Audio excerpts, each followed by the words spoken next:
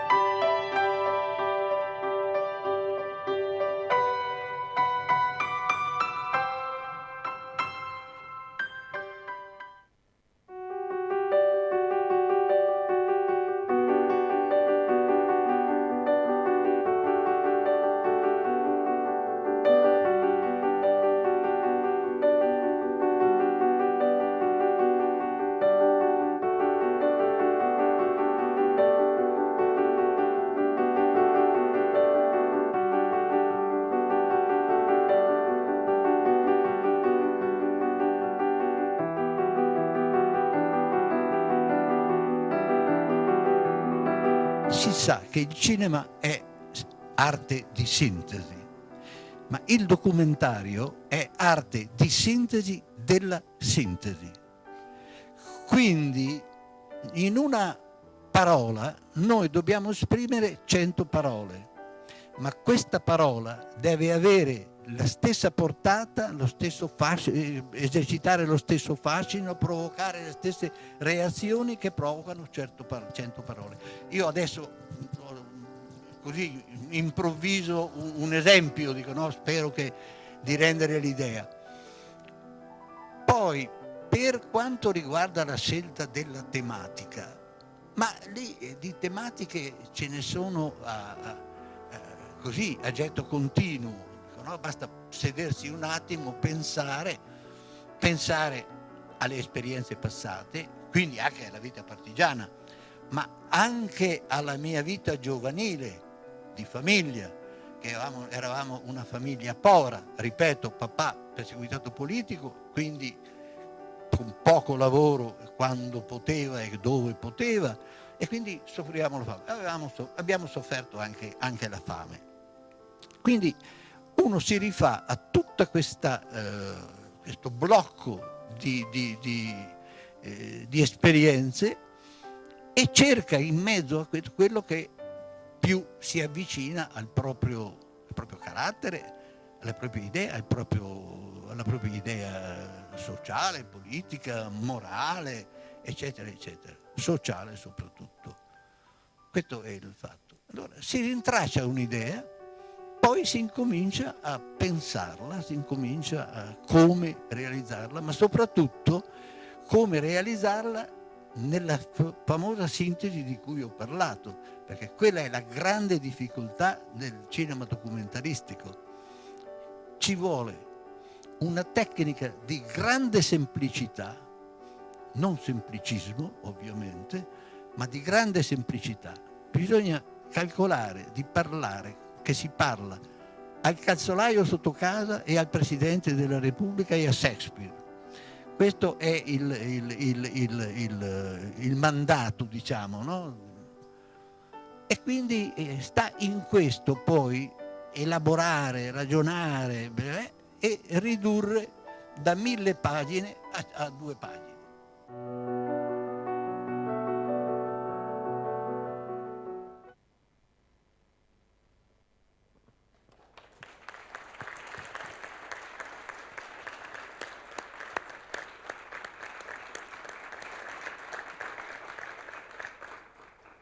Buonasera, buonasera a tutti, grazie di essere qui al Teatro da Ponte di Vittorio Veneto questa sera per ricordare Giuseppe Taffarel.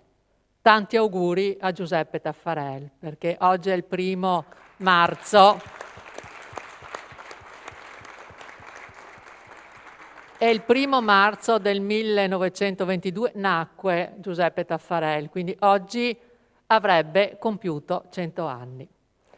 Vi chiedo cortesemente di mantenere la mascherina indosso e passo ora la parola al sindaco di Vittorio Veneto, dottor Antonio Miatto.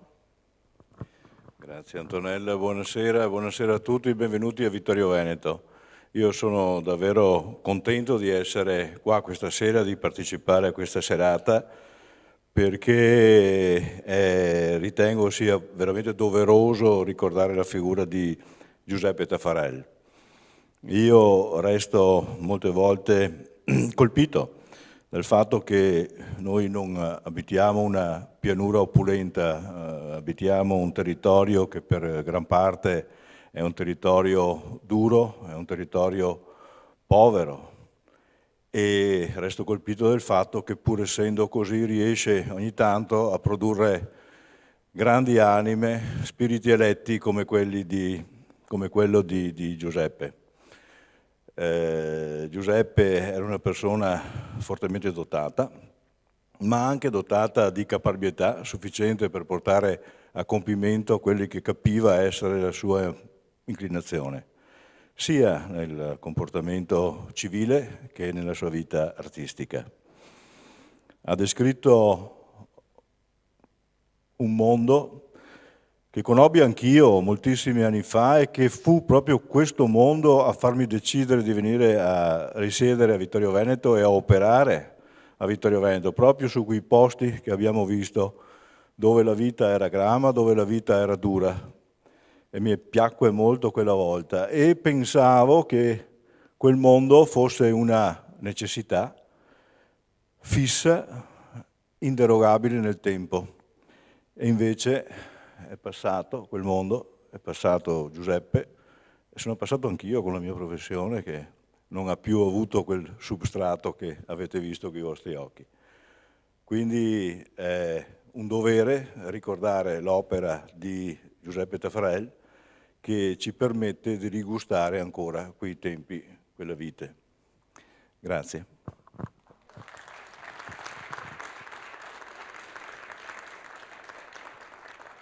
Grazie al nostro sindaco che in poche parole ha dato il senso di quella che è stata la vita, il percorso di vita proprio come uomo, ma anche come artista, come cineasta.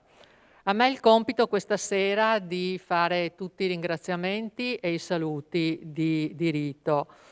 Ringraziamo la Regione del Veneto per il contributo, ringraziamo i media partner Rai Veneto e Cineteca di Bologna, ringraziamo per il patrocinio il Dipartimento dei Beni Culturali dell'Università di Padova, per la collaborazione alla realizzazione degli eventi che verranno organizzati nel corso dell'anno 2022, perché questo è soltanto l'inizio. Ringraziamo l'AMPI di Vittorio Veneto, l'ISREV, Lago Film Fest, la Tenda TV e Psiche 2000.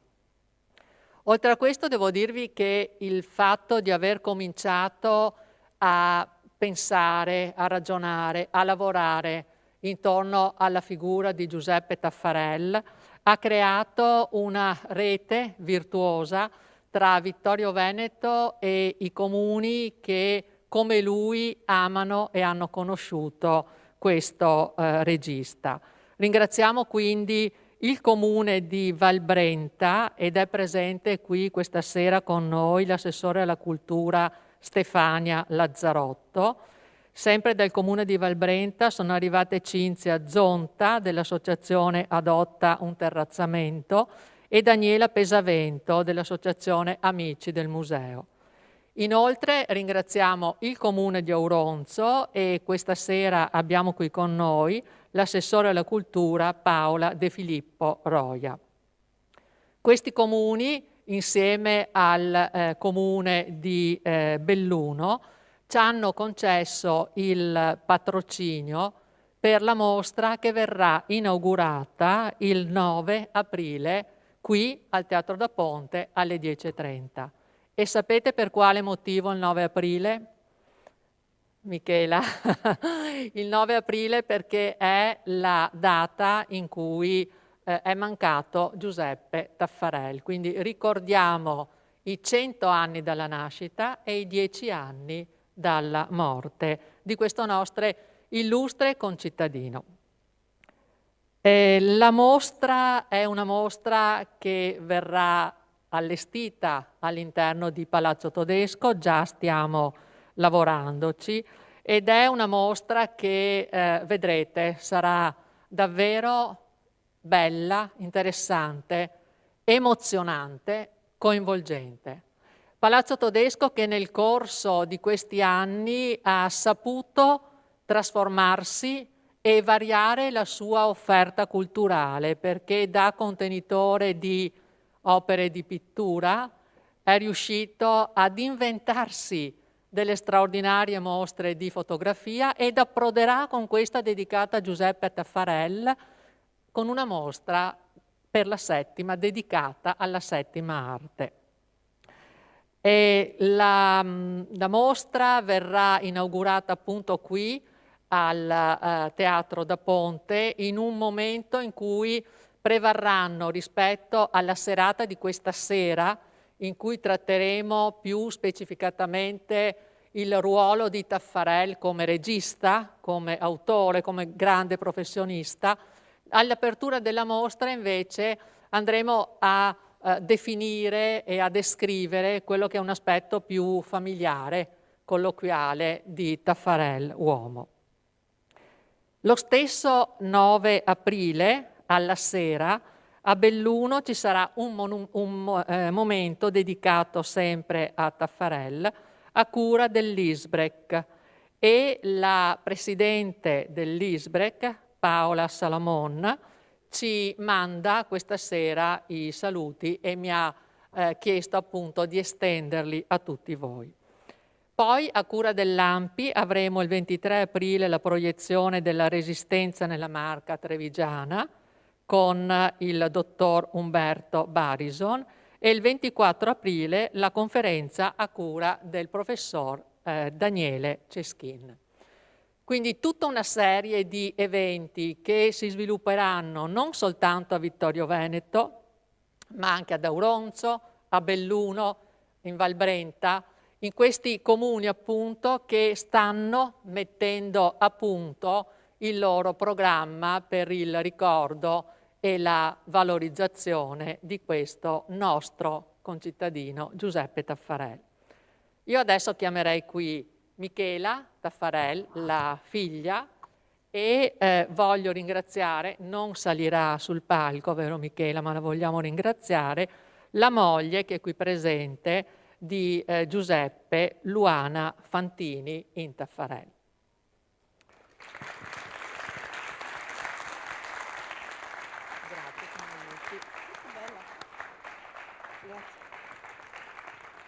Una targa in ricordo di questo momento e un mazzo di fiori. Grazie, grazie a voi.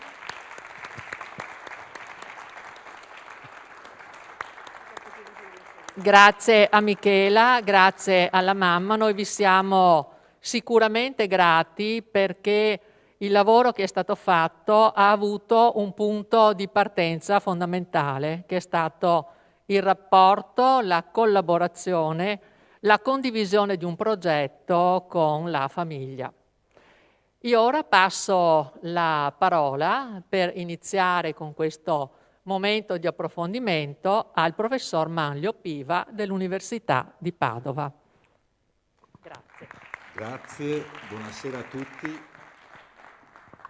e benvenuti a questo dialogo a 100 anni esatti dalla nascita di Giuseppe della Taffarel, nei luoghi di Giuseppe Taffarel e con me presenti questa sera, oltre alla figlia che avete già, che conoscete già e che avete avuto modo di vedere omaggiata in questo momento, abbiamo il professor Mirko Melanco dell'Università di Padova e la dottoressa Romina Zanon dell'Università di Padova. Ricordo che oltre ai presenti, che saluto cordialmente qui presenti al teatro, questa serata è in diretta streaming nello streaming del Comune di Vittorio di Veneto, cioè sia su Facebook che su YouTube, e poi anche in diretta video con la TV locale Tenda TV. Per cui ecco, anche a voi da casa, benvenuti a questo momento di dialogo. Ecco, direi che Mirko Melanco e Romina Zanon potranno portarci tutte le loro conoscenze e ricerche fatte sul regista e sull'autore Giuseppe Taffarel. Però direi che, visto che ci troviamo a 100 anni esatti dalla nascita, nella sua città natale, con la figlia, direi che forse è il caso di partire con qualche memoria privata dell'uomo Giuseppe Taffarel. Quindi magari appunto iniziamo con te, Michela, ci diamo del tu. Va bene. E so anche che comunque per te non è, come dire, strano parlare di tuo padre in un contesto come questo, ossia a Vittorio Veneto, città che abbiamo visto dell'arte, della musica e anche del vino. Mi dicevi parole chiave, sommelier, sorseggiando, ecco, insomma c'è un pubblico che ti conosce anche per queste cose. Sì, sono decisamente figlia di mio padre, Ecco. sì, assolutamente. Beh, allora, papà, sì, hai ragione, sono parole chiave, perché forse l'amore per il vino mi è stato trasmesso da lui sicuramente. Perché lui comunque, quando venivamo su in vacanza a trovare i nonni, andavamo sempre a comprare il vino e lo portavamo a Roma.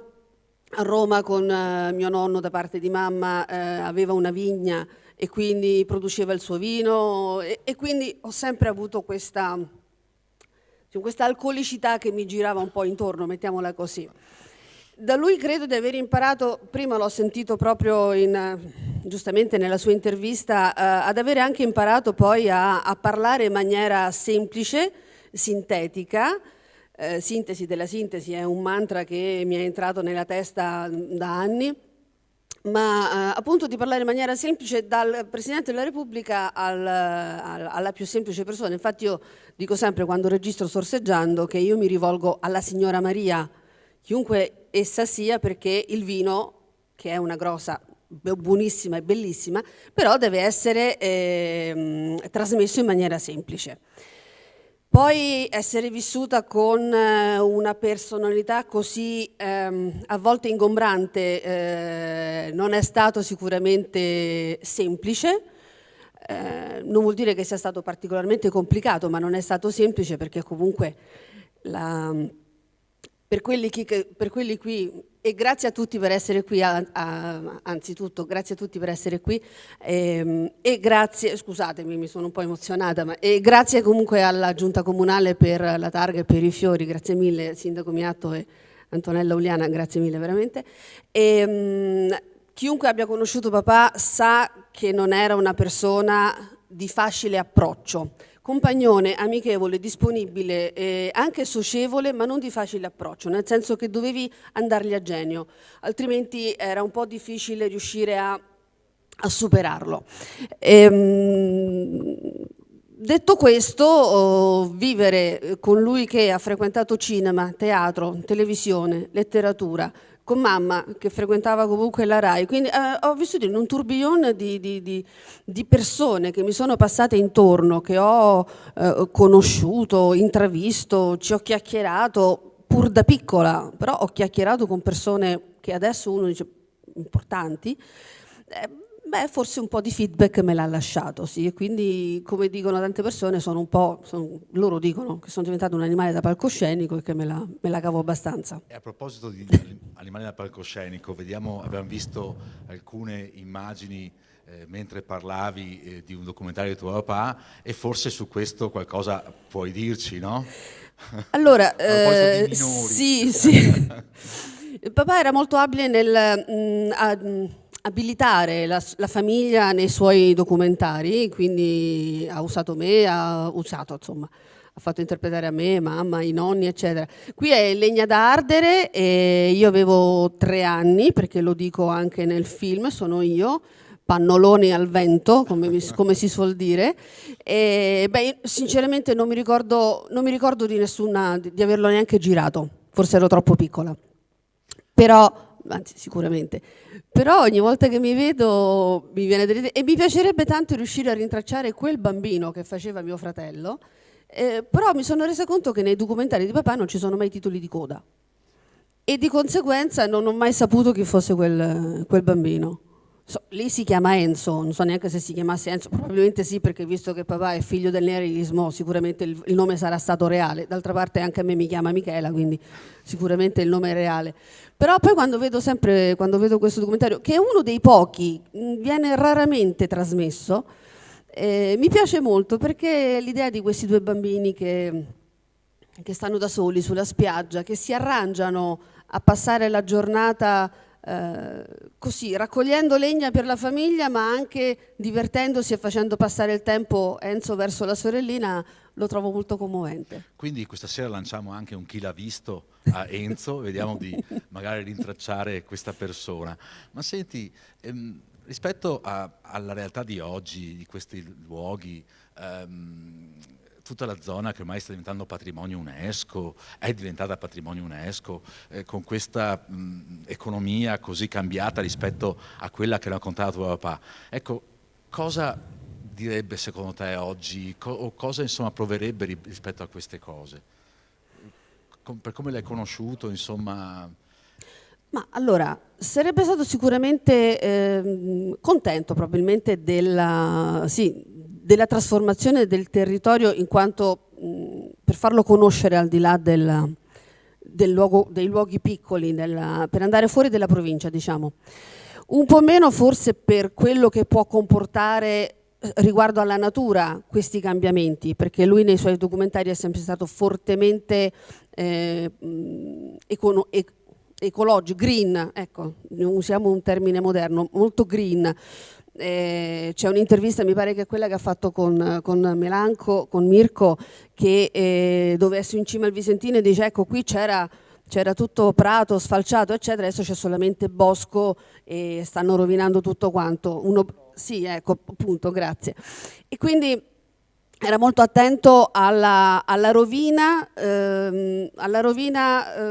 inconsulta di questi paesaggi. In fin dei conti è anche lui un cantore di un mondo che sta scomparendo, tutto sommato, no? Sì, ma soprattutto quello di cui mi sono resa conto lavorando appunto per la preparazione di questi eventi è che fondamentalmente papà in tempi non sospetti aveva già fatto da sponsor e da promoter ai territori UNESCO, perché sia qui sulla zona di Vittorio Veneto, con tutto il circondario di Vittorio, come anche a Auronzo di Cadore, spererei anche nel futuro per Vastagna, è stato un po' un promoter di questi luoghi, andando ad accentuare proprio l'importanza della natura a contatto con l'uomo. Certo, documentari che appunto mettevano al centro piccole realtà, ma importanti, legate poi a realtà molto più ampie come quella dell'immigrazione eccetera. Sappiamo appunto i documentari di tuo padre legati a queste cose, ma penso che su questi argomenti poi avrò modo di dialogare ancora anche con gli altri ospiti di questa sera, e magari così si creerà qualche link a cui sentirai di poter mettere anche il tuo accento. Probabilmente loro ne parleranno in maniera anche più tecnica, io ne posso parlare solo veramente come uno spettatore, perché i film, i documentari di papà li ho solamente vissuti da spettatrice. Qualche volta sì, ok, ho partecipato, ma non è che ho dei ricordi così presenti. Però poi come spettatrice sì, e anche spettatrice in evoluzione, perché quello che vedevo a 15 anni ha un impatto differente rispetto a quello che vedo adesso, anche se è lo stesso. Lame di Serravalle, piuttosto che Patriarca d'autunno, piuttosto che La montagna del sole, sono documentari che, visti 10 anni fa, mi dicevano un qualcosa, adesso li vedo e mi trasmettono un messaggio completamente nuovo. Certo, io inizierei a questo punto a passare anche la parola agli altri ospiti, così vediamo magari di riuscire anche a dialogare. Troppo tempo. No, assolutamente no. Bene, tanto grazie, passo la parola a te, a Mirko. passerei la parola appunto a Mirko Melanco, anche perché appunto già la parola documentario di per sé è problematica. Oggi tendiamo a parlare piuttosto di cinema del reale, no? Però negli anni in cui Taffarel faceva documentari, questa parola aveva un suo specifico significato, entrando proprio anche nella programmazione delle sale e così via.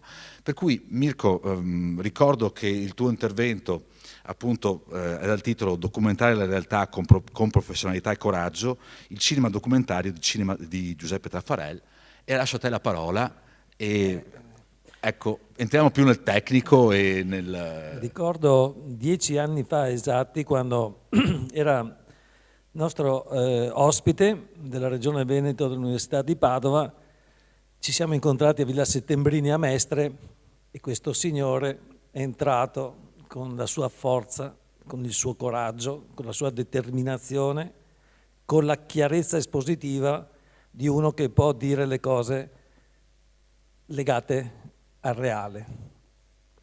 Quello che non è finzione, quello che non è bugia è Giuseppe Taffarel. Una delle persone più nette, più chiare, più corrispondenti a quelle che sono le grandi figure del cinema mondiale, parlo di cinematografia documentaria, che sono Dziga Wiertov, ucraino, di Kiev, che sono Robert Flaherty, che sono Leni Riefenstahl, che sono Joris Ivens, e questi personaggi sono caratterizzati sempre dal coraggio, dalla forte determinazione di fare cinema del reale, perché per fare cinema del reale bisogna andare sul luogo, bisogna affrontare le cose della vita e bisogna farlo con grande capacità etico-morale e poi tecnica. Sono due fondamentali.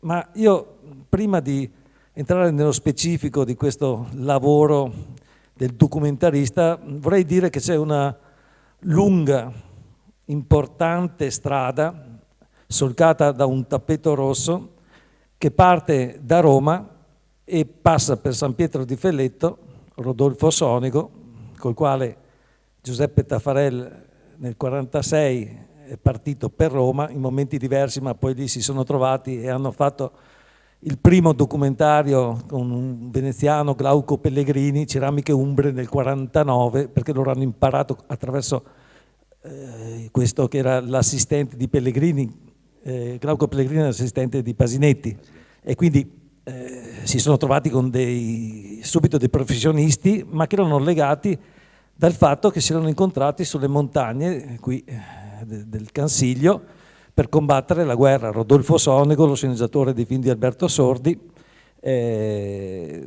Vedova, Mario Bernardo, che è diventato poi il direttore della fotografia di due film di Pierpaolo Pasolini, maestro della Scuola Nazionale di Cinema di Roma. E quindi questo tappeto rosso che passava per San Pietro di Felletto, e lì il prosecco, anche questa capacità di nascondere questi importanti personaggi del cinema italiano, no? Lì in questa valletta, Rodolfo Sonego negli anni 60-70 ha costruito il cinema di commedia di costume. Ma il tappeto dal grande cinema italiano arriva a Vittorio Veneto e si passa sempre per zone meravigliose per arrivare qui dove lui è nato e dove è morto, vittoriese in assoluto, molto legato sempre a questa terra, Giuseppe Taffarel. E lui è il fautore del piccolo cinema, che è non un diminutivo, ma è il piccolo cinema perché è il cortometraggio, perché è il cinema del reale, quel documentario che nel 1949 diventa veramente importante nel secondo dopoguerra, perché è una legge di un certo Giulio Andreotti, permette, soprattutto con l'articolo 15, di avere dei finanziamenti che permettevano di costruire, di realizzare questi cortometraggi, che erano sinonimo di documentario. Giuseppe Taffarel arriva a Roma prima della guerra e frequenta l'arte drammatica, lui era un bellissimo uomo e non per niente ha studiato con un certo Vittorio Gassman. Vediamo delle immagini accanto a te mentre Cioè, stai lì è parlando. con Giuliano Montaldo, Ecco. lì incontra Gina Lollobrigida, quel film Actu Banditi del 51, un film di Carlo Lizzani. Entra al centro proprio del mondo sofisticato del grande cinema, quello che dicevamo prima, di finzione. Ma poi l'incontro con Glauco Pellegrini, i primi documentari anche con Sonego, gli permettono di acquisire una tecnica su quello che diventa il corto. Ecco la sintesi. Perché a lui piaceva l'essenziale e soprattutto gli piaceva fare i suoi documentari basandosi su due principi fondamentali. Quello della giustizia sociale, che è un aspetto fondamentale, e l'altro del lavoro, che sono due principi della Costituzione italiana. Se è riuscito a Vastagna a fare fazzoletti di terra nel 63, con i soldi dello Stato, della legge Andreotti, insomma, i democristiani, quel film, pensa di vederlo in sala, accompagnava il film Rocco e i suoi fratelli, no? Quindi è un film che è stato visto da migliaia di persone, per Rocco e i suoi fratelli è rimasto 3 anni nelle sale. E nell'ultimo periodo, proprio nel 63, era del 60 il film, nel 63 nelle ultime proiezioni c'è stato l'appoggio con fazzoletti di terra, perché prima c'era il cinegiornale, poi c'era il documentario e poi c'era il film. Giuseppe assolutamente si perfeziona in questo lavoro che è quello del cortometraggio e impara a fare concetto di sintesi. La differenza sostanziale tra il cinema del reale e il cinema di finzione è il fatto che non ci sono attori professionisti. Nei suoi film abbiamo visto un'attrice, non è un'attrice professionista, ma avete visto come lui la riprende. Perché lui diceva che bisogna prendere le persone nella loro spontaneità, i contadini mentre lavorano, mentre fanno le loro cose. Beh, questo si chiama cinema documentario narrativo.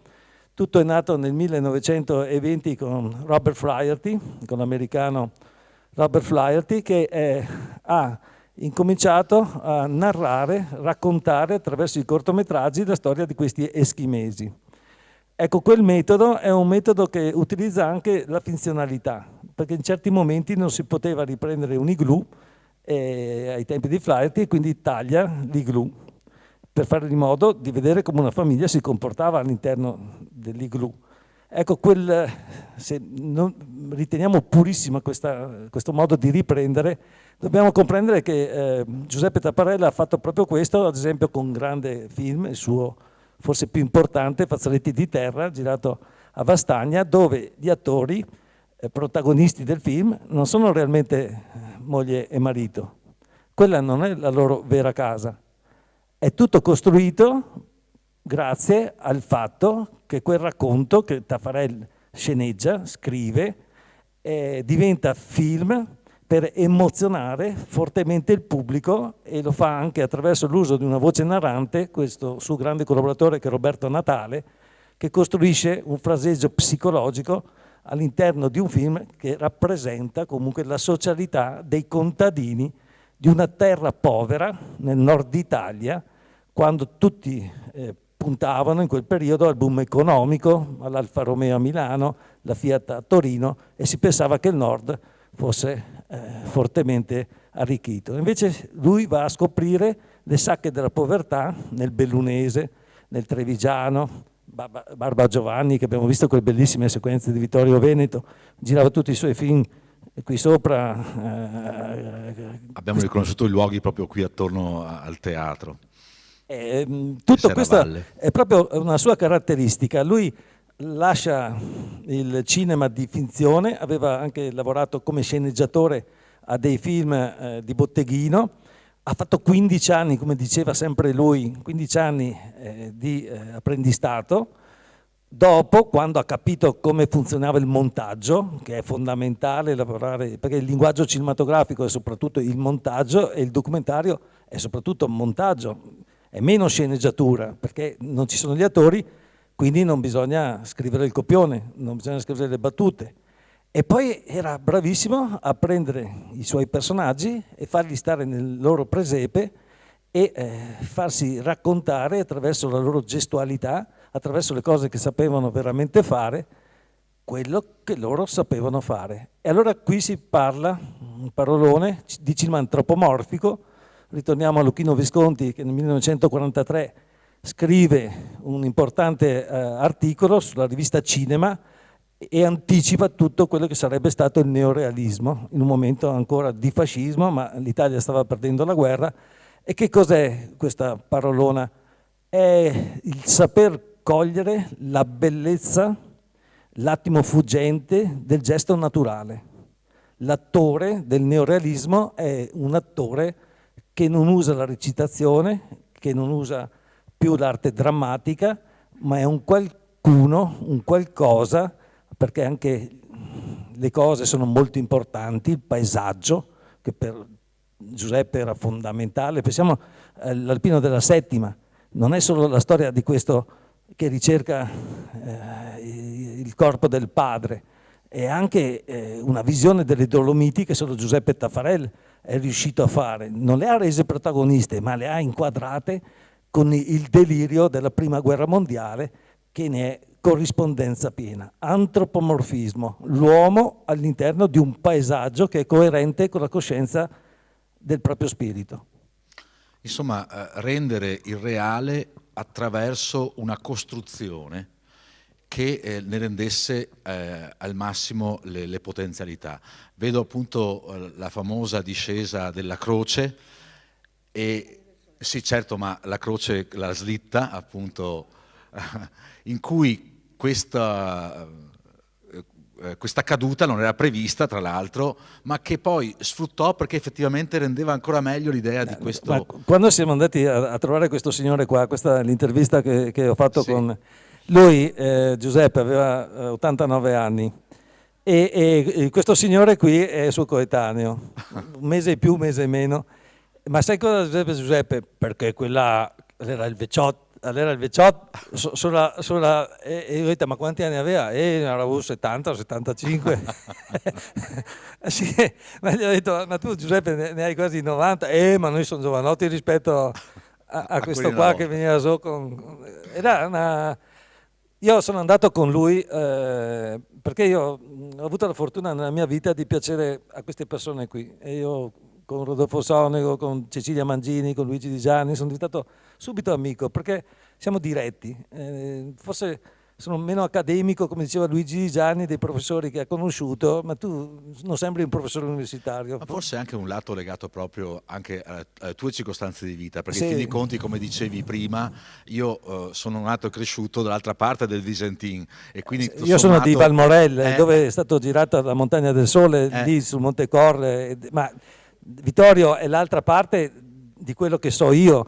Il fatto è che il paesaggio è semplicemente diverso, ma il totem, la montagna è il Visentin, certo, è quella che ci domina noi a Belluno e a voi a Vittorio, ma è tutta una montagna unica. Certo, no? Che ha segnato la vita di questi personaggi. Sì, ma lì quando siamo andati in montagna, io e lui e il nostro operatore Antonio Zanonato, a un certo punto lui fa fermati.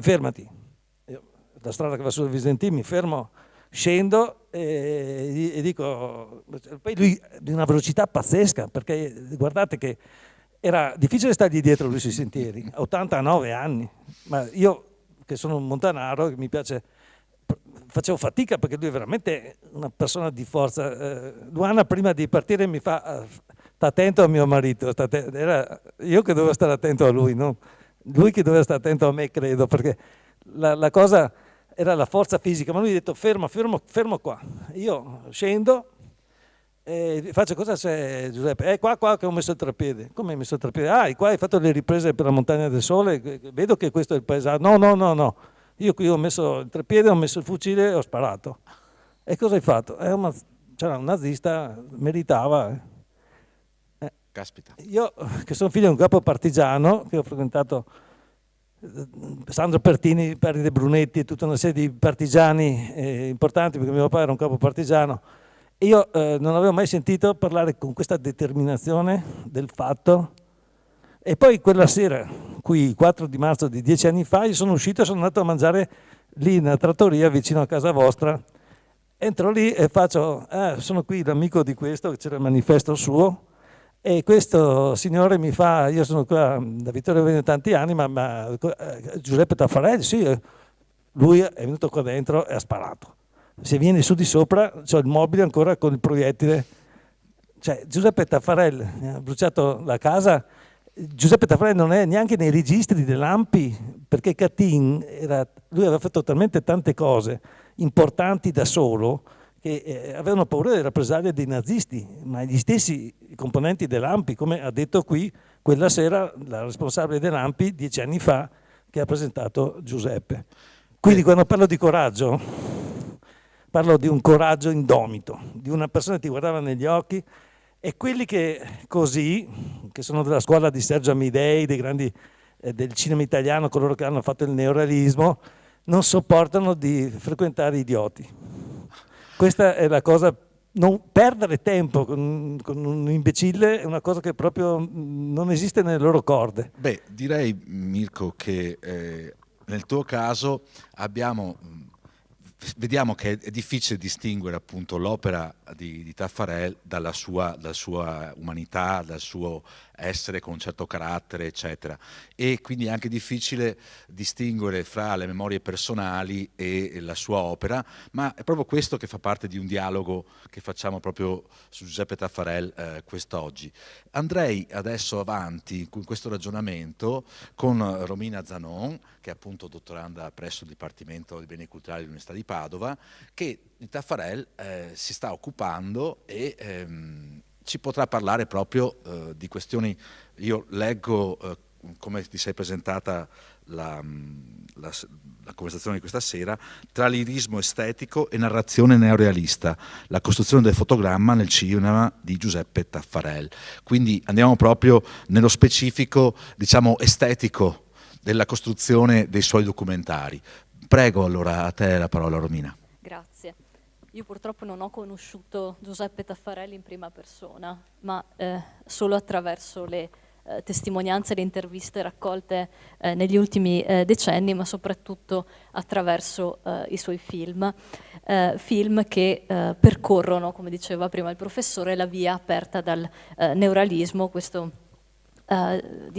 diversificato orizzonte culturale che nel secondo dopoguerra italiano dona dignità estetica alle umanità rimaste ai margini della storia ufficiale, trasformandole appunto in soggetti privilegiati per svariati ambiti artistici, dal cinema alla letteratura, dalla fotografia alla grafica. E quindi il cinema neorealista, attraverso sguardi di autori molto noti come Zavattini, De Sica, Rossellini, solo per citarne alcuni, dà voce alle umanità dimenticate dalla retorica fascista, abbracciando il territorio italiano nella sua massima estensione, dall'estremo nord fino all'estremo sud. E quindi celebrando, diciamo, la grandezza della quotidianità e l'epopea dei gesti e dei sentimenti comuni, il neorealismo offre ai giovani autori italiani un'esaltante sensazione di poter in qualche modo raccontare ogni realtà visibile dopo anni di dura censura fascista, e gli dà la possibilità di perlustrare, di trasformare in arte cinematografica la costellazione appunto dei microcosmi territoriali che formavano la sfaccettata identità italiana del secondo dopoguerra. E quindi una variegata schiera di autori e di sceneggiatori partono alla scoperta di dimensioni fino ad allora sconosciuti della penisola, come ad esempio l'indigenza delle periferie e del meridione, e raccontare in forma corale e dal basso le trasformazioni che stavano avvenendo all'interno della società italiana appunto nell'immediato secondo dopoguerra. Se la massima diciamo, e più compiuta manifestazione del neorealismo sembra già esaurirsi alla fine degli anni 40 e agli inizi degli anni 50, i suoi effetti continuano a manifestarsi come un'onda lunga anche nei decenni successivi e come un fenomeno metastorico capace in qualche modo di irradiare e di contaminare la ricerca stilistica, sociale e culturale delle generazioni successive del cinema italiano. E dopo un fondamentale apprendistato di oltre 15 anni al fianco di grandi autori quali Michelangelo Antonioni, Lizzani, Vittorio De Seta, anche Giuseppe Taffarel raccoglie, diciamo, l'eredità e il testimone del neorealismo, oltre che una lezione dei grandi documentaristi quali Robert Flaherty, per fondare, per plasmare una poetica autoriale in bilico tra attenzione umanistica per queste appunto umanità dimenticate e attenzione estetica per la forma, e quindi virtuosismo diciamo dell'immagine votato alla ricerca artistica del bello all'interno dell'inquadratura. Come si concilia l'idea del bello con l'idea di realismo, no? In fin dei conti una forma di estetizzazione diventa qualcosa che sembra togliere, come dire, realismo alle immagini. Immagino che sia uno degli elementi sui quali ti sei soffermata, no, in questa tua analisi. Assolutamente, e sicuramente Giuseppe Taffarel è un esempio lampante in questo senso di capacità di riuscire a fondere appunto approfondimento socio-antropologico e politico anche in un certo qual senso con un'attenzione verso la costruzione di un'immagine formalmente appunto votata al virtuosismo dell'istantaneità e del bello. E con questo suo appunto peculiare registro narrativo che riesce a creare, restituisce l'inedito ritratto di un paese, quello dell'Italia appunto degli anni 60 e 70, che nonostante la spinta progressista determinata dal boom economico risultava ancora costellato di sacche di arcaismo rurale come quelle appunto della zona in cui ci troviamo. Infatti egli asseriva, se puoi gentilmente mandare la slide, che il suo cinema voleva dare spazio alle persone più umili, a chi di solito non veniva data voce, un cinema sociale in grado di restituire i valori di un sottoproletariato dimenticato dal potere dominante. E già con la sua opera prima, di cui abbiamo delle immagini, La Croce del 1960, che narra appunto il quotidiano di questi dei montanari appunto del Monte Visentin, Taffarel inaugura una poetica filmica appunto di stampo prettamente umanista e sociologico, basata sul concetto politico di giustizia sociale e di attenzione per il sottoproletariato, per queste fasce diciamo sociali dimenticate non solo dall'arte ma anche dalla politica, poetica che appunto volgerà principalmente il suo obiettivo al mondo contadino del nord-est veneto, eleggendolo a tema portante di una narrazione, della narrazione visuale di decine di cortometraggi che forse segnano la parte più, diciamo, artisticamente interessante della sua imponente filmografia, che si compone di più di 300 titoli. E se da una parte questi cortometraggi come dire, portano alla conoscenza collettiva fenomeni sociali ed antropologici sconosciuti al grande pubblico, dall'altro propongono, come si diceva prima, una peculiare forma artistica di trasmissione, diciamo, di conoscenze che risulta caratterizzata da tre, diciamo, peculiarità principali. La prima, che è già stata in qualche modo descritta, è la finalità pedagogico-informativa di questi film, che deriva appunto anche dalle necessità produttive imposte dai finanziamenti governativi che sostenevano le opere, e questo appunto giustifica la presenza della voce narrante, che aveva il fine di spiegare il significato delle immagini che scorrevano sullo schermo. La seconda caratteristica fondamentale e peculiare del suo cinema è che Taffarel si focalizzava tematicamente non tanto sul contesto sociale della zona che andava a indagare, come faceva ad esempio Vittorio De Seta, ma si concentrava sul singolo personaggio, sul singolo individuo, di cui cercava di cogliere con particolare appunto attenzione umanista la sfera emotiva e la geografia dei gesti, delle abitudini che caratterizzavano appunto il quotidiano di questi contadini. E allo stesso tempo però, portando sul grande schermo queste vicende singolari, Taffarel riusciva in qualche modo ad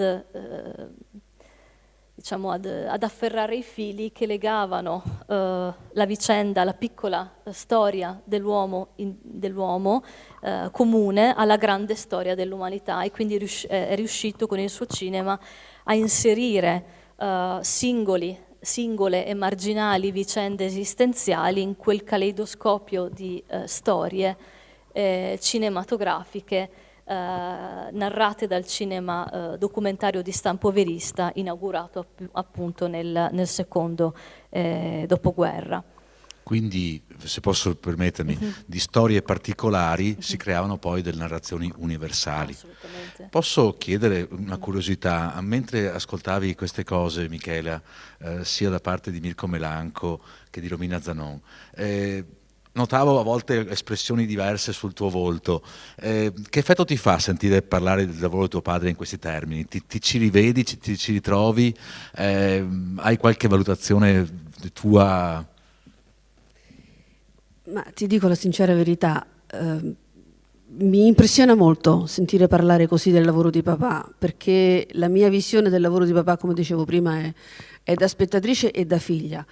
Da figlia che forse ha, permettimi, sofferto questo lavoro ingombrante. E quindi fin da giovane ho cercato, tra virgolette, di estraniarmi un po' da questo mondo, no? Quindi non sono entrata in Rai, sarei potuta entrare in Rai, all'epoca si poteva, adesso sarebbe no, però all'epoca si poteva. Non ho seguito le orme di papà, almeno fino a pochi anni fa, diciamo.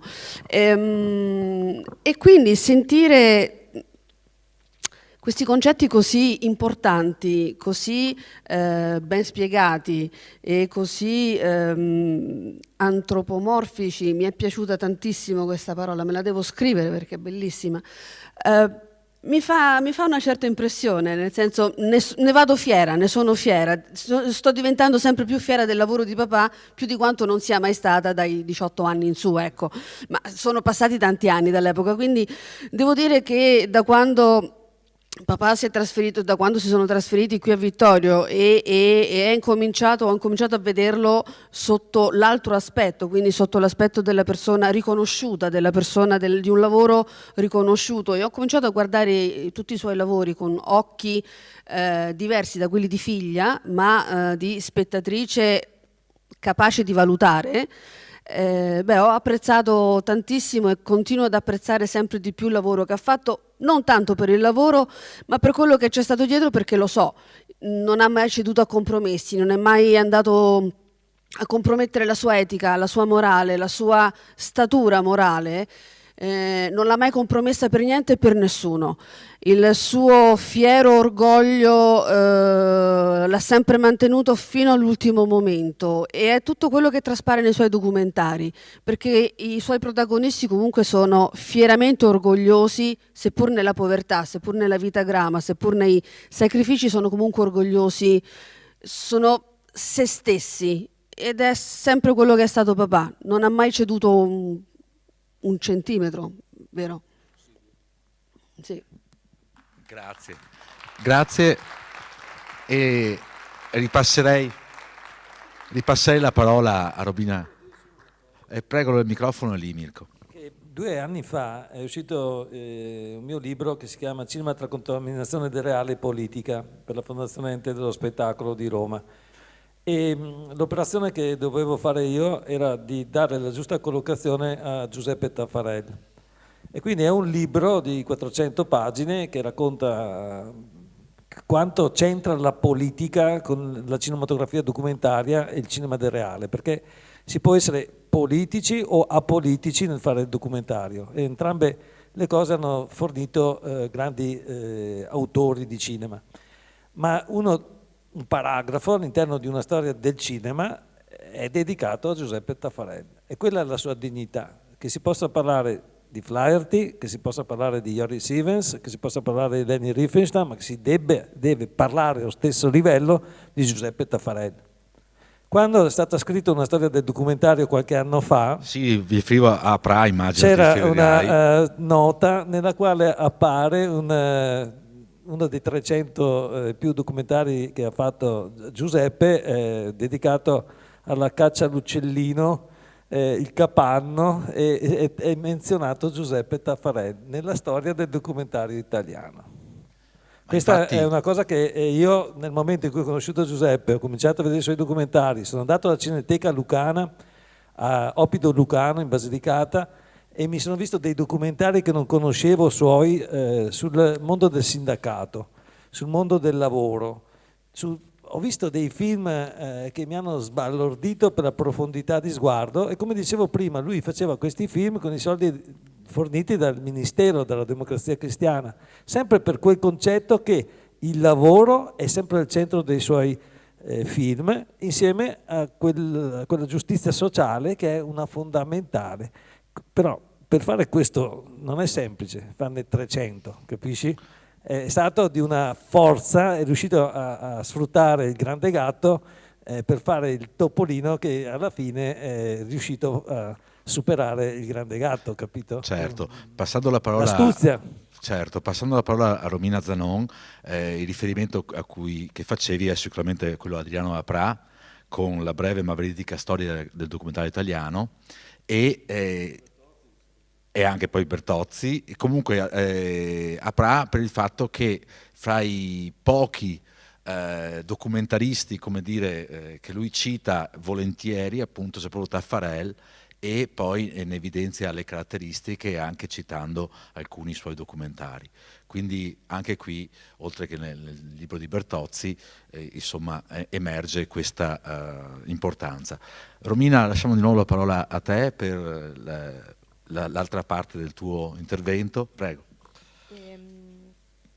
Sì, ho indicato le prime 2 grandi caratteristiche del fare cinema di Giuseppe Taffarel. La terza è sicuramente, diciamo, la terza connotazione va individuata nell'elevato livello estetico, come si diceva prima, il livello estetico formale a cui approda, grazie probabilmente non solo ad un'innata, diciamo, capacità artistica, ma anche alla quindicinale gavetta nel mondo del cinema romano di cui si parlava poc'anzi.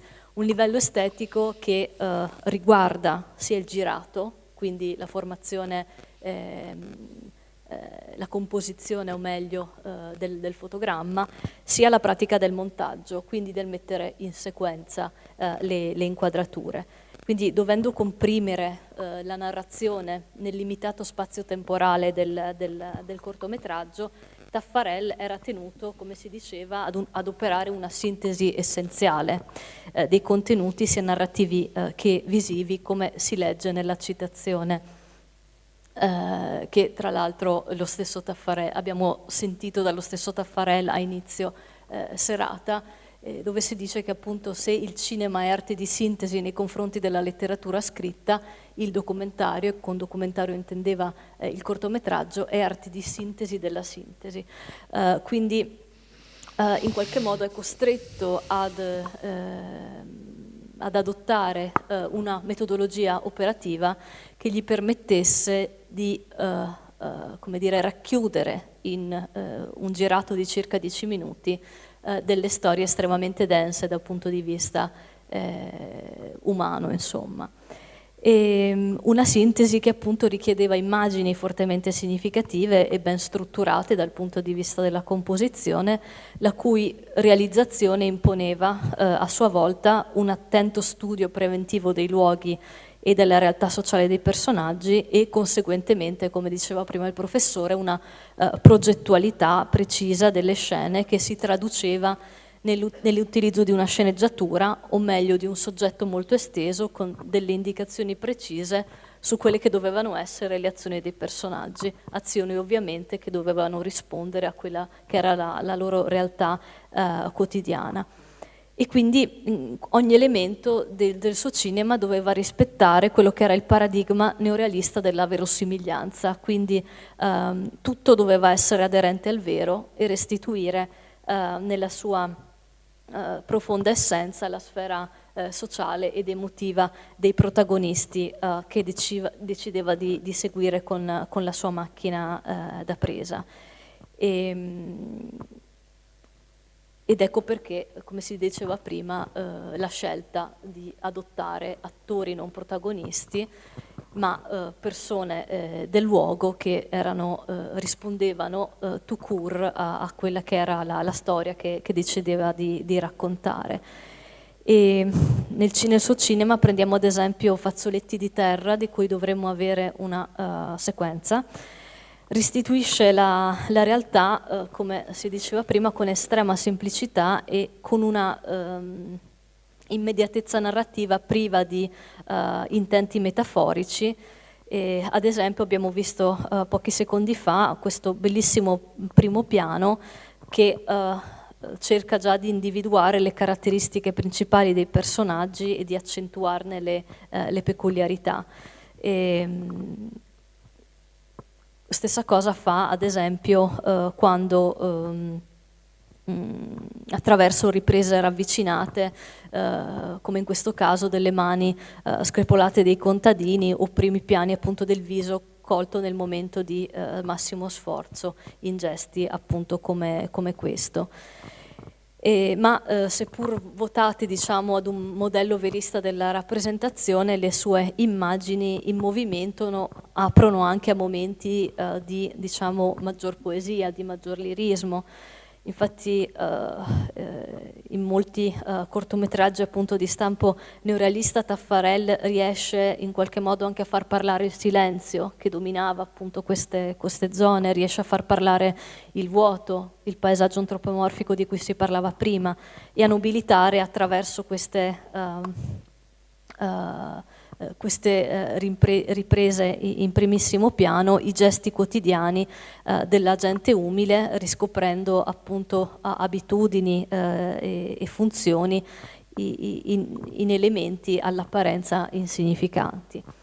Dunque, tornando un po' a quello che è il focus di questo intervento, nelle opere di Taffarel lo sguardo sociale, antropologico e politico anche dell'autore, che indicativo appunto della sua capacità di svelare il retroscena della storia, si lega direttamente all'estetica dell'immagine, culminando appunto in momenti di assoluta liricità e di rara poetica audiovisiva. E c'è anche da dire che seguendo sempre la lezione dei grandi maestri del neorealismo come Zavattini, De Sica appunto e Rossellini, Taffarel riesce a ridefinire quello che è il patto con lo spettatore, quindi che non viene, uno spettatore che non viene più invitato a guardare passivamente le immagini che si muovono sullo schermo, ma è invitato a vedere con gli occhi della mente, a condividere quell'umanità e a farsi anche testimone delle vicende umane cristallizzate nei fotogrammi delle sue opere. E quindi sono documentari che sono permeati da una forza narrativa di sorprendente realismo umano, che tale appunto da creare in chi guarda un sentimento di pietas che appunto spingeva e spinge tutt'oggi lo spettatore a interrogarsi, insomma, su una serie di riflessioni sociali che quelle immagini appunto determinavano. Immagini che sono anche, diciamo, nell'oggi riescono a porsi come fonti per la storia, proprio perché sono specchio della realtà, sono artefatti testimoniali di umanità che purtroppo di cui non rimane più traccia. E quindi un'altra, diciamo, peculiarità della sua opera è che ci restituisce alle generazioni a lui future appunto il segno testimoniale di realtà ormai scomparse. Grazie molte, Romina Zanon.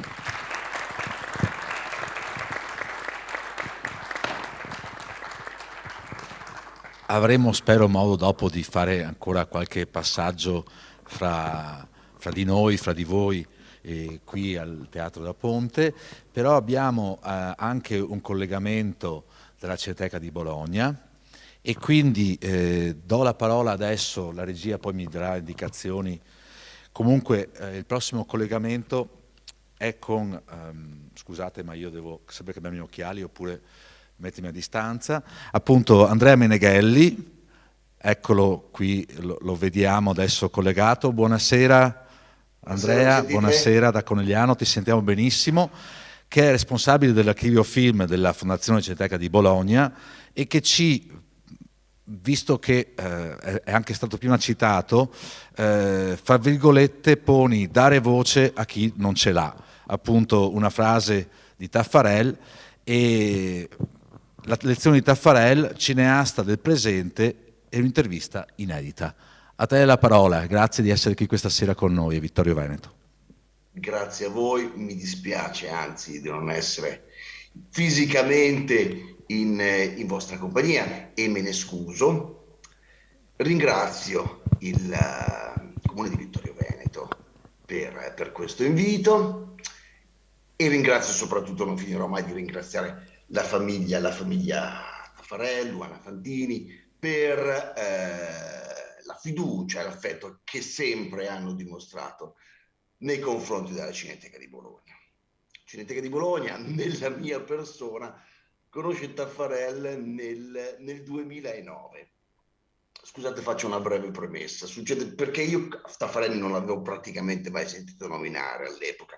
Mi capita che devo organizzare una retrospettiva per un festival che allora facevamo in collaborazione con l'associazione Slow Food. Era un festival che si occupava dei rapporti tra il cinema e il cibo.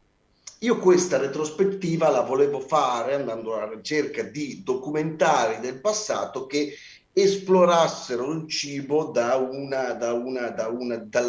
prospettiva non di chi lo mangia, ma di chi lo produce, cioè in sostanza il lavoro contadino. E quindi mi sono messo a guardare decine di documentari, che non è un'esperienza sempre bellissima. Il documentario italiano è una gran bella cosa, ma i documentari proprio belli che ti colpiscono a volte devi andare a cercarteli col lanternino. Dunque in questa esperienza molto faticosa mi capita di vedere un film di questo Giuseppe Taffarel, che ricordo ancora, e questo film si chiama La montagna del sole.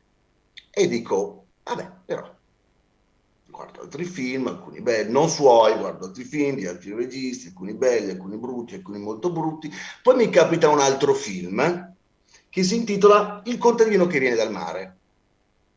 E dico, vabbè, però 2 su 2 quest'uomo non solo sa cosa dire, ma sa anche come dirlo. E allora sono andato alla ricerca di altri film di Taffarel e ho imparato questo, che Taffarel era un regista che mi piaceva molto, che non conoscevo per nulla e mi sarebbe piaciuto, come dire, farne un omaggio, farlo riscoprire, farlo scoprire anche per la prima volta al pubblico di questo nostro festival del lontano 2009. Non sapevo assolutamente come contattarlo, ho cercato su Google se mi usciva qualcosa e mi è uscito effettivamente un Giuseppe Taffarel con un numero di telefono.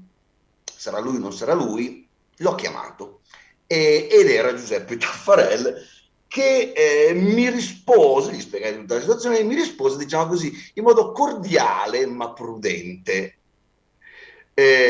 Poi fortunatamente abbiamo avuto modo di sentirci, abbiamo fatto quella proiezione, ci siamo incontrati in altre occasioni, abbiamo mostrato i suoi film anche altre volte. Ricordo per esempio una bella sessione che abbiamo fatto al Festival della Montagna di Trento.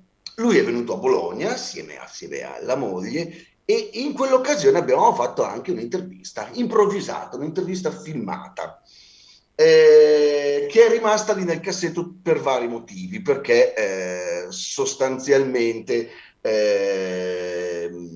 non c'è venuta da un punto di vista non di quel che dice di Taffarel, ma da come l'abbiamo realizzata noi molto bene. Abbiamo scelto un luogo molto infelice, che era un bar all'aperto dove il sonoro è quel che è, lo sentirete, e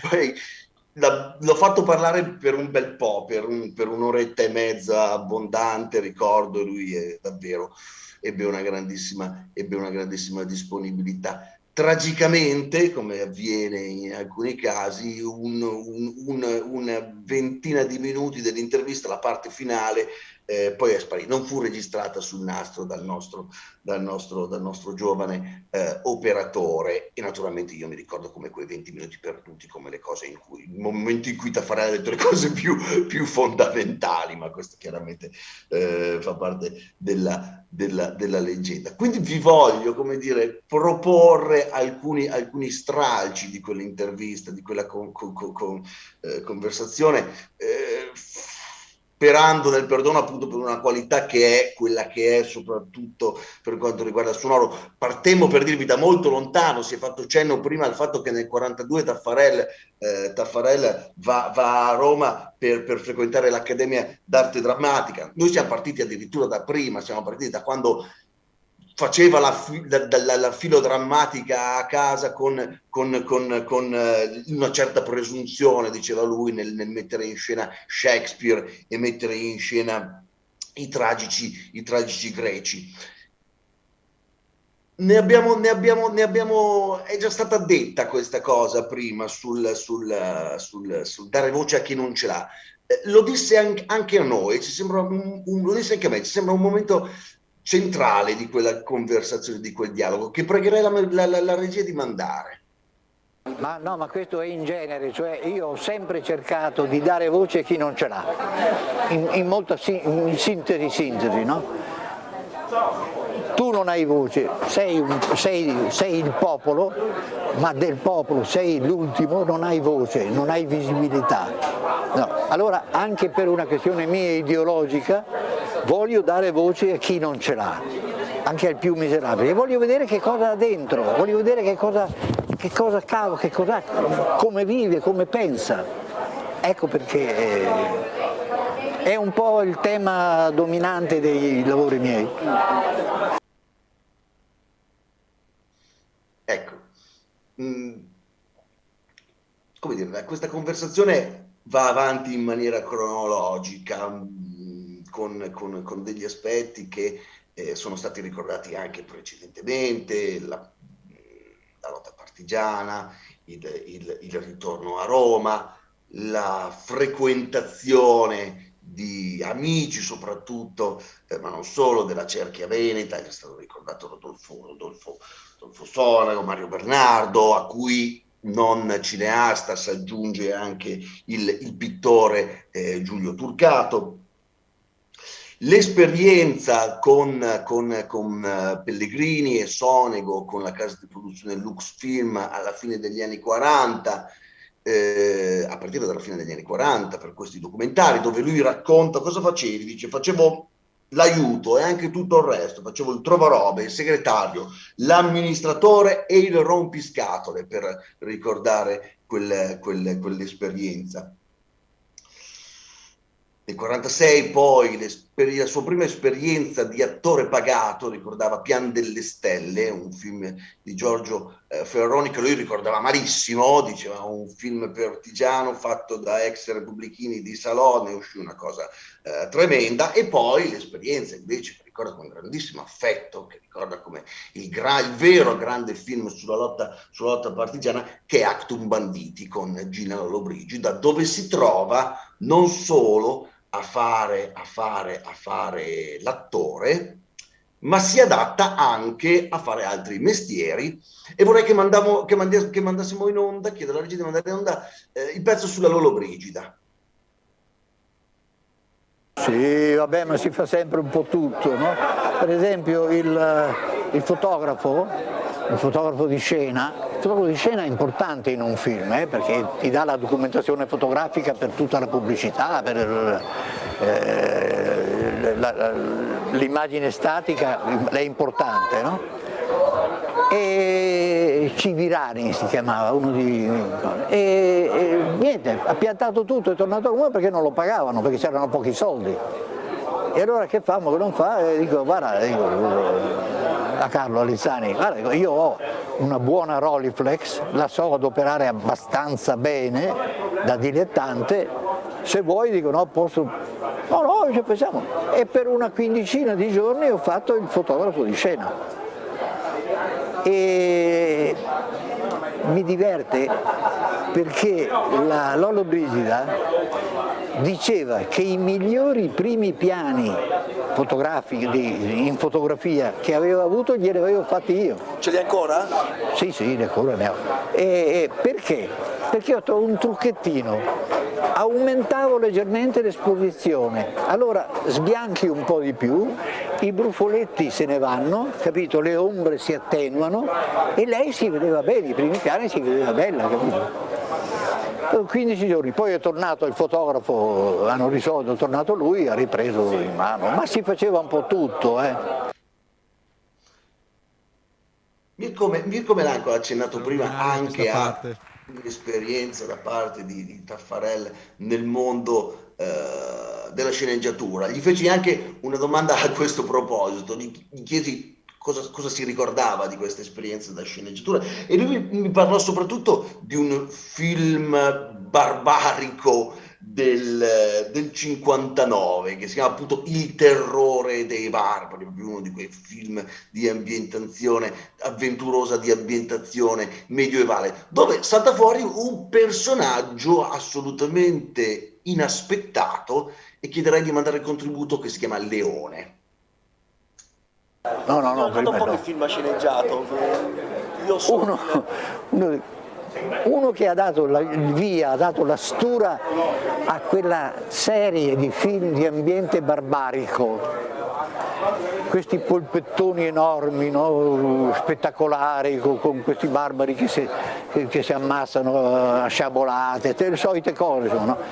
Che però hanno visto che piaceva al pubblico, e si è deciso con un produttore, Mimo Salvi, che è morto poverino giovane, sì.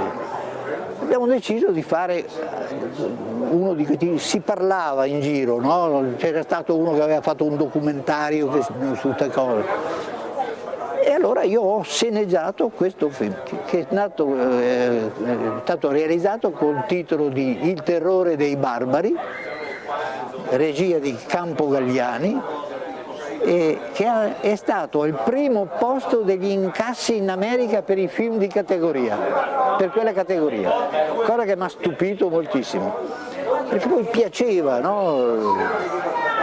Il danno più grosso è stato la regia, perché l'ha affidata a Campo Galliani, questo ormai il vecchio Campo Galliani, ma era una cosa, l'ha tirato fuori dallo sgabuzzino, gli ha levato le ragnatele e gli ha fatto fare il film, era una cosa incredibile, no? Ed era inadeguato perché la sceneggiatura era invece molto molto... Sì, la sceneggiatura che ho fatto una sceneggiatura da film western, rapida, no? Con cambi di scena continui, rapida, così. E lo doveva fare Sergio Leone il film, che mi ha seguito per tutta la sceneggiatura e sembrava proprio che lo dovesse fare Sergio Leone, che ancora non era Sergio Leone che conosciamo, no? Poi invece il produttore ha cambiato idea e gli ha fatto fare a Campo Galliani, che se lo faceva fare a Sergio Leone. Sergio Leone aveva collaborato in sceneggiatura e gli piaceva proprio il taglio western della sceneggiatura e lui avrebbe, perché lui aveva questo istinto suo, no, del film western, e lui l'avrebbe sicuramente fatto certamente bene, perlomeno in certi punti, no? Perché era il suo stile, era il suo mondo.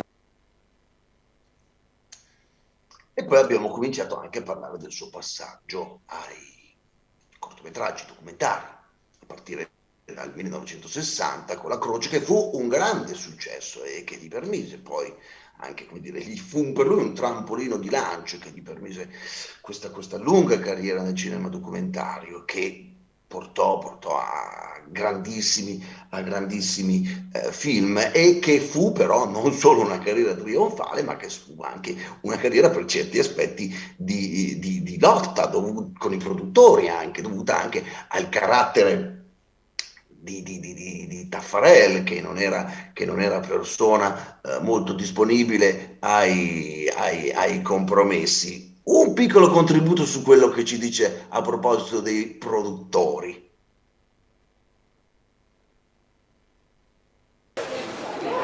Quanto deve durare la lavorazione? Un'ora, ti diceva il produttore, no? Ma perché c'era anche un fatto economico per la produzione, no? Perché i produttori ricevevano un prezzo bloccato, in ultimo un prezzo bloccato. E allora tentavano di risparmiare al massimo nella lavorazione per incassare di più, restava più soldi. Pellicola per esempio, no? La lotta era per la pellicola. Mi ricordo che una volta io ho detto guarda, per questo lavoro mi servono non meno di 10.000 metri di bianco-nero, sono impazziti. Me ne hanno dati 5.000, era già qualcosa, ho sparato 10 per averne 5. Quando poi parlavi di pellicola a colore, allora era proprio di dato, invece che darti le 5.000 te davano 2.000 metri, davano 1.000 metri. E non è possibile perché ripeti 1, 2, 3 volte, metti davanti alla macchina da presa della gente che non ha mai visto la macchina da presa, quindi per quanto li dirigi bene, per quanto li spieghi, per quanto gli fai fare quello che sanno fare loro, non quello che tu vuoi, però c'è sto bicchiere di vino, no? Tu sei qua, lo vedi il bicchiere di vino laggiù? Sì. Vedi che ci sono tavoli qui intorno? Sì. Ecco, tu parti da qui e vai lì, prendi il bicchiere di vino e incominci a bere il vino. E quello faceva quello che voleva, ma noi lo seguivamo con la macchina da presa, capito? Perché se io pensavo che passasse qua dove c'era sto corridoio, no, quello faceva il giro di là perché non è un attore, capisci? Non gli puoi dire alza l'occhio, basta qua, basta, capito? Io non voglio con questo intervento fare giudizi, dare interpretazioni sul cinema di Taffarel, voglio semplicemente dire che sono un fan del suo cinema e invito chi non ha visto i suoi film o chi non ne ha visti molti di trovare le occasioni per farlo, di trovare l'occasione per guardarlo e riguardarlo, per ricordarci come Taffarel è ancora un cineasta contemporaneo, un cineasta moderno, per il suo approccio che ha al racconto del reale attraverso il cinema. Io ho voluto soprattutto dare la parola a lui, ridare la parola a lui, tirando fuori questi vecchissimi nastri che avevamo anche un po' colpevolmente dimenticato, proponendovi un ultimo brevissimo estratto che si chiama Denuncia e che mi sembra, lo dico per la regia, che si chiama, il file è titolato Denuncia, e che mi sembra un un buon sommario, diciamo così, del pensiero e del cinema di Taffarel. Prego. Ma sui bambini c'è questo Legna da ardere, ad esempio? Ah sì, la bimbetta che fa tutti quei capricci, quelle cose, che è mia figlia, no? E anche lì c'è tutta una dimensione di denuncia, anche lì c'è tutta una dimensione di denuncia, di dolore, di arretratezza. Sempre, ma sempre, cioè tutti i miei lavori hanno questo scopo, di denunciare cose che normalmente sfuggono, no? Che le vedi ma non ti vale, non te ne porta niente, ci sono. Invece io le puntualizzo, allora diventano evidenti. Ecco, grazie. Volevo ringraziare voi e soprattutto volevo rivolgere un altro grazie a Giuseppe Taffarel. Grazie molte, grazie anche per questi estratti che poi qui in sala hanno creato anche, come dire, delle facce diverse a seconda dei casi. E infatti non posso non darti la parola a questo punto di nuovo, Michela, perché di fronte a questa intervista che mi hai detto che è l'unica che praticamente tu non hai mai neanche visto ancora, per cui magari sarà occasione che venga a Bologna a trovarvi, magari per vedere l'Attaquanta. Comunque c'erano alcune cose invierò sicuramente l'intervista. Ecco, un commento almeno, l'hai riconosciuto effettivamente tuo papà in queste cose, no? Sì. Era papà al 100%, era il papà che troviamo che cenava con noi e apriva la bottiglia di vino, era il papà che si arrabbiava contro quello che vedeva in televisione, era il papà che si arrabbiava con quello che gli tagliava la strada, diretto, spontaneo, lui. Andrea, guarda che mamma mi ha sempre raccontato di quanto bene è stata a Bologna quei 2 giorni che è venuta giù. Io questa intervista non l'avevo mai vista, e è bellissima, mi piace tantissimo, con tutte le sue imperfezioni, perché sì, è realista e io seguo quel filo, ce l'ho nel DNA fondamentalmente. E stavamo giusto dicendo con mamma in questi giorni che vorremmo venire giù un paio di giorni a Bologna proprio per rivisitare Bologna, ma anche per venire a salutarti, quindi grazie mille per il tuo intervento, veramente. E no, io comunque non sono capricciosa, non è vero, sono mai stata capricciosa io. Lui mi ha sfruttato, lavoro minorile, sfruttato, non pagata, e quindi ecco, e che ringraziasse pure, perché insomma, no, comunque mi sto scaldando adesso finalmente. Ci sono anche altre cose nell'intervista che non ho voluto mettere, appunto per non scatenare ire di questo tipo. No, sto scherzando. Vabbè, ma io mi scatenavo abbastanza con papà, non ti preoccupare, no? Non mi sono mai tirata indietro fondamentalmente, quindi bellissima, grazie, bellissima testimonianza. Bene, è fatto un piacere che anche questa serata si seguita anche a questo, e comunque riconosciamo in te proprio un carattere che insomma hai preso da qualcuno, direi, no?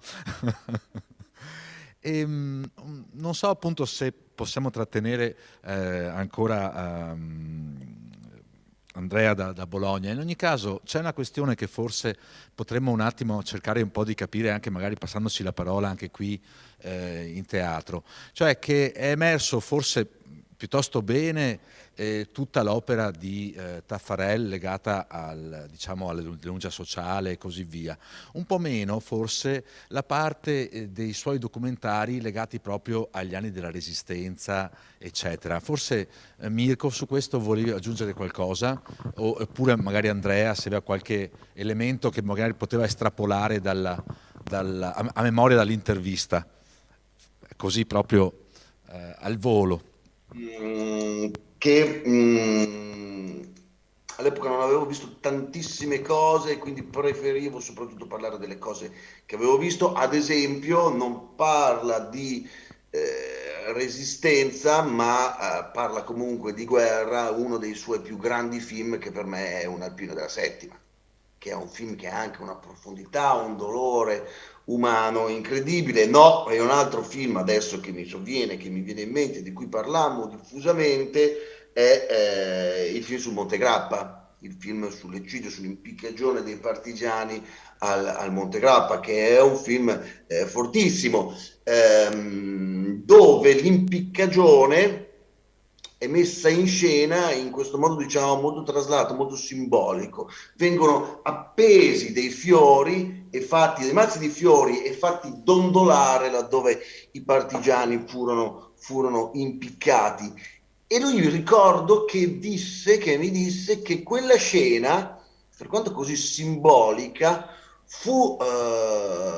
impressionò a tal punto, fu trovata così impressionante, così dura, che ebbe dei problemi con la commissione di censura, proprio perché riusciva comunque in questo modo davvero a trasmettere un dolore e una violenza semplicemente appendendo dei mazzi di fiori e facendoli dondolare. Erano sul retro di una camionetta, partiva la camionetta, e i mazzi di fiori cominciavano a ondeggiare così. Scena davvero, davvero fortissima, scena davvero commovente. C'è poi tutto un aspetto anche che io amo molto e che di solito non si affronta, come dire, l'aspetto sportivo del cinema di Taffarel, che è sicuramente minore, però ci sono film come Surfcasting, Uccellagione antica, che sono proprio da uomo all'aria aperta, da sportsman, che forse sono un altro tassello di una personalità molto sfaccettata. Mi ricordo che su Surfcasting avevamo molto da dire, perché è un film che lui in qualche modo abiurava, che io invece amavo molto, e quindi non voleva che venisse mostrato, poi l'ho mostrato, insomma. Alla fine credo sia stato contento. Grazie Andrea Meneghelli. E chiedo a Mirko, appunto, a riguardo, visto già la memoria che ha fatto Andrea, sì, cosa vuoi aggiungere su questa dinamica? Lui l'autobiografismo l'ha vissuto poi con questa grande capacità di documentare i suoi film, e i film, quelli documentario come Montegrappa 44, Il Bosco delle Castagne, oppure quello citato prima, La Resistenza, una marca trevigiana, sono 3 film topici sulla Resistenza, di lui, partigiano, Catin, che trasmette i valori essenziali della Resistenza e soprattutto della sofferenza che la guerra apporta non solamente a coloro che l'hanno vissuta, ma poi nell'onda lunga del dolore, della mancanza, dell'assenza di coloro che ci hanno lasciati. E tutta questa operazione è anche relativa alla Prima Guerra Mondiale. Il Pino della Settima e gli altri film che riguardano la Prima Guerra Mondiale sono di questa profondità. Anche I Recuperatori, ma è un film molto interessante, di cui io forse uno dei pochi che non sono riuscito ancora a vedere, di quelli importanti, perché Giuseppe Taffarel ha fatto una quarantina di film neorealisti, oppure di documentari come questi di profondità introspettiva. E poi dopo potremo parlare anche dell'altro Taffarel, di quello che ha fatto gli altri documentari, che sono 300, quindi i generi e le forme sono tantissimi.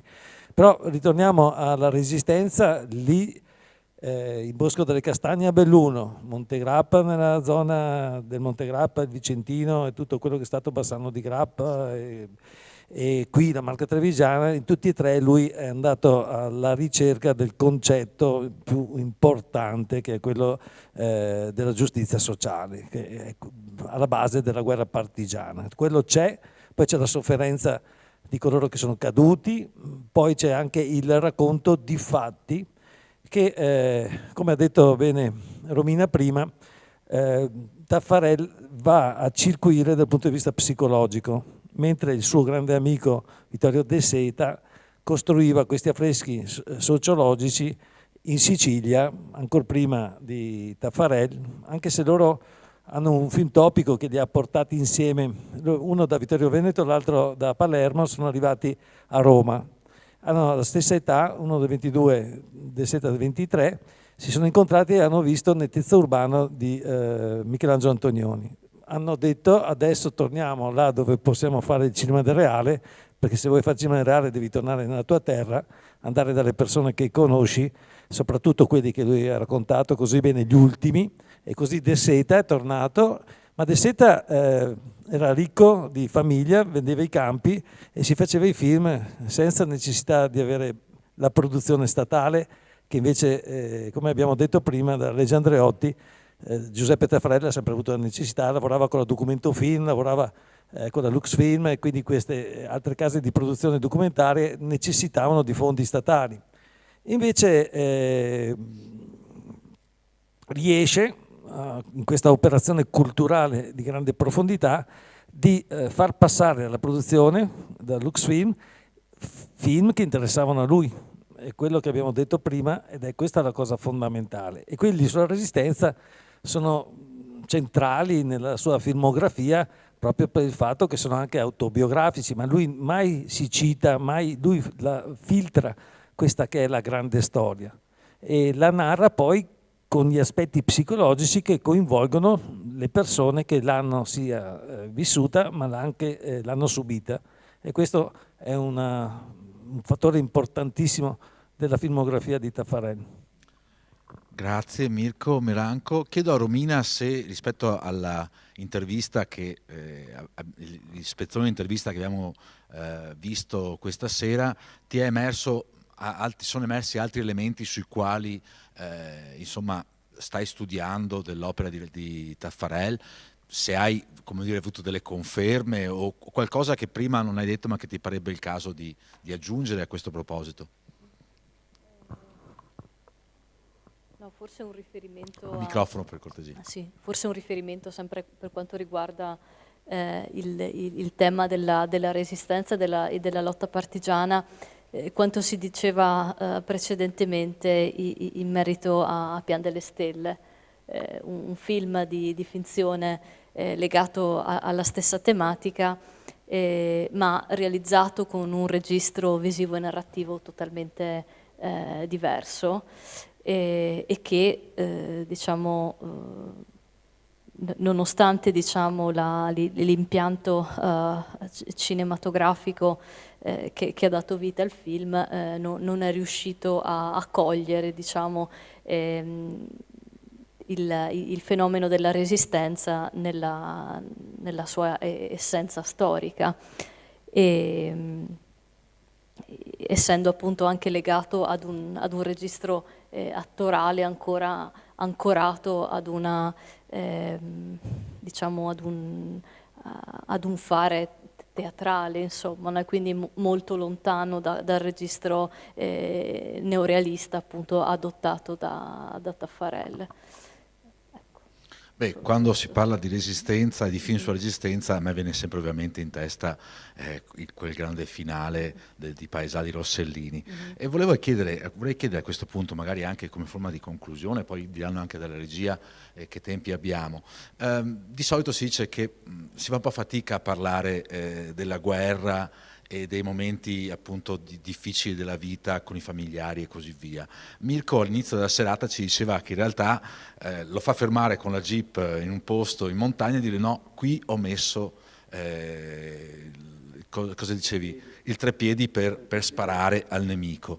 Ecco, Taffarel raccontava della resistenza, raccontava della guerra attraverso i suoi film e non la raccontava in casa, o riusciva con voi a essere così diretto come di solito dicevi anche su questi argomenti? Papà non aveva filtri in nessun argomento.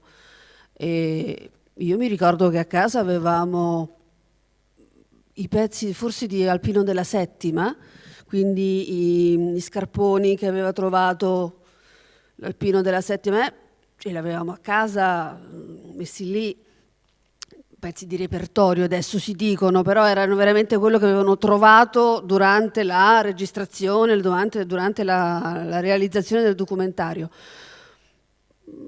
Non è che parlava tutti i giorni della guerra, non è che diceva, non è che era il suo argomento principale, però ne parlava abbastanza tranquillamente, se tranquillamente si può parlare di un argomento del genere, nel senso, lo so quello che ha fatto, l'ha sempre raccontato, alcuni momenti anche con una certa soddisfazione, in altri momenti magari con una sorta di sofferenza forse nascosta, perché comunque quello che ha fatto non credo che sia una cosa che si possa sciacquare dall'anima, però ne ha sempre parlato senza nessuna remora, ma ribadisco, papà non aveva filtri, quindi se tu gli davi là, lui ti faceva tutto lo spartito.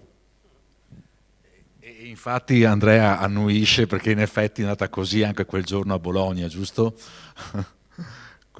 Assolutamente, doveva, come dire, essere un'intervistina, ma veramente siamo stati lì 1 ora e mezzo e lui ha dimostrato veramente una disponibilità, una voglia di parlare, una sincerità senza filtri, assolutamente eccezionale.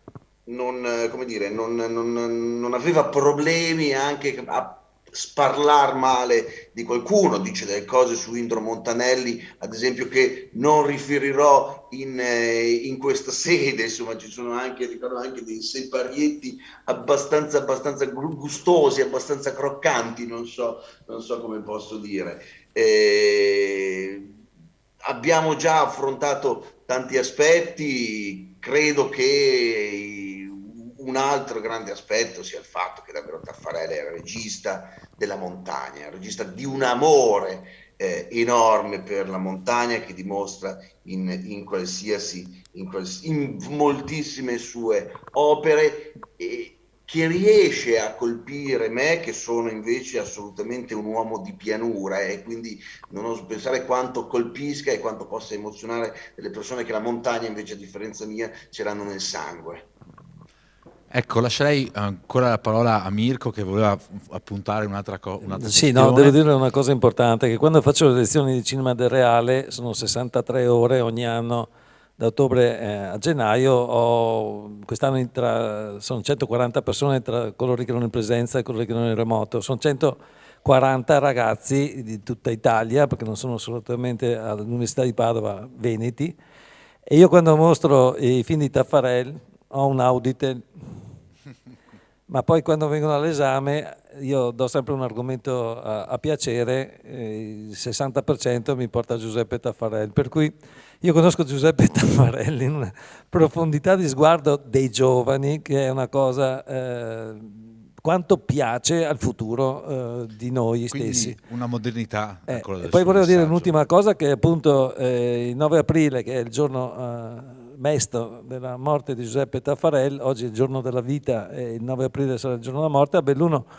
io faccio parte con Romina Zanon del direttivo dell'Isbrec, e stiamo organizzando una cosa assai speciale, perché l'Isbrec a Belluno ha già organizzato parecchie situazioni dedicate a Taffarel, che ha una diffusione nelle scuole con Montagna del Sole, con questi film incredibili, Il Bosco delle Castagne, insomma i film girati a Belluno, nel bellunese. Lui amava molto la nostra zona, soprattutto importante Via Crucis, che parla della possiera, quella che era la malattia in dialetto bellunese, la possiera, che è la silicosi, no? Che è un problema che lui affronta in parecchi film importanti. Ma dimostreremo questa intervista, che è stata l'intervista che abbiamo fatto dalle 9:30, 10 del mattino che sono arrivato. Siamo andati via con un paio di bottiglie di Prosecco in corpo, ma siamo andati via alle 8 di sera. E non tutta l'intervista e lui con la sua forza e l'energia. Abbiamo fatto un'intervista con 3 telecamere e l'ho usata solo per fare quel documentario di mezz'ora, per cui a Belluno vedremo veramente il Taffarel ben registrato, ma con una sua potenza a casa sua micidiale. E saranno tanti gli argomenti che verranno trattati a Belluno, noi parleremo pochissimo e sarà proprio una giornata. Io mi sto per mettere le cuffie per stare in sala di regia nel laboratorio del DAMS dell'Università di Padova, e starò lì qualche giorno per recuperare queste immagini, ma voglio proprio che questa cosa diventi, sì, anche per poi utilizzarla con i miei studenti per fare delle cose ancora più. Ma è molto importante la registrazione, è molto importante registrare. Noi abbiamo registrato Marcella Pedone, abbiamo registrato Luigi Di Gianni, Cecilia Mangini per ore, sono venuti a casa mia, io li ho vissuto con loro queste avventure meravigliose personali, come con Giuseppe andare sul Visentin, sentire parlare dell'obbrobrio, del paesaggio, queste cose. Lui prendeva le cose con una forza vitale e con un'energia. Ecco, per finire io dico che Concetto Marchesi era stato una sua guida, perché spesso quando quel giorno siamo andati sul Visentin, lui ha parlato di Concetto Marchesi, del magnifico rettore dell'Università di Padova nel periodo della Resistenza, e quindi i valori alti li aveva sempre con sé e facevano parte del suo patrimonio individuale ma anche collettivo, perché Giuseppe Taffarelli era uno che pensava veramente agli altri. Guarda, grazie. Grazie a Mirko Melanco anche per queste considerazioni che mi danno il destro per riprendere l'annuncio fatto dall'assessore Uliana all'inizio di questa serata, cioè che il 9 aprile, il pomeriggio a Belluno, ma la mattina qui si inaugurerà una mostra appunto multimediale molto articolata, come mi viene detto, qui a Vittorio Veneto, a Palazzo Todesco, proprio tutta dedicata all'opera di Taffarel.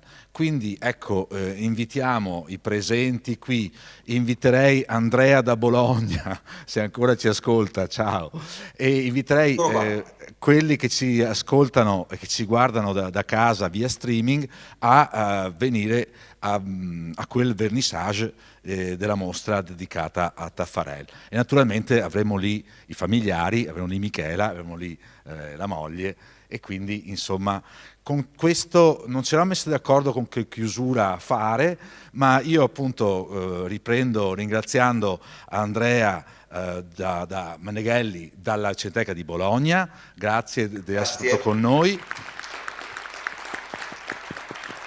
Grazie. Ringrazio Romina Zanon, grazie. Ringrazio Mirko Melanco. E prima del ringraziamento finale, solo un appunto, visto che il biglietto di sala appunto indicava anche la presenza di Giovanni De Luca, il direttore della sede regionale RAI per il Veneto, che purtroppo per motivi familiari non è potuto venire qui questa sera e si scusa. In ogni caso penso che avremo lui anche al 9 aprile. Quindi per chiudere appunto grazie molte a te Michela per questa tua testimonianza e questa tua vivacità che ci porta a quella di tuo padre. Quindi di nuovo grazie a tutti voi qui del teatro e a quelli a casa, e arrivederci a Vittorio Veneto in un'altra occasione.